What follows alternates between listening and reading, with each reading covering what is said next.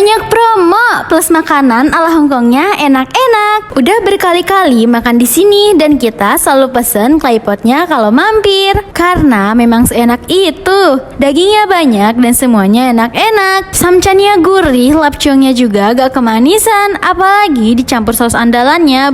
Comfort food banget claypotnya. Semua makanan di sini itu udah pernah kita cobain dan approved by tim kita. Dan semuanya lagi promo 15%. Selain claypot, kita juga cobain beberapa menu lain seperti sate. Satenya lagi ada promo, beli 5 gratis 1. Ini kita coba pork satay, sate ayam, dan sate kambingnya. Ada versi pedas dan asin. Dua-duanya enak banget, pokoknya kalian harus cobain. Kita juga pesen mie karet topping char siu. Yang daging char siu-nya gede-gede dan kombinasi manis dari char siu sama gurih noodle-nya seimbang. Terakhir kita pesen nasi campur banjir. Yang tentunya banjir dagingnya. Ada samchan, ada daging, ada lapcheong, mantap banget. Buat dessert dan minumannya, buat yang suka manis-manis, ada mango sago dan Hongkong roasted milk tea. Ini rasanya manis, jadi kalau gak pengen terlalu manis, bisa request less sugar ya ke waiternya. Selain promo yang udah aku sebutin, ada juga promo lain seperti tebus wonton 10.000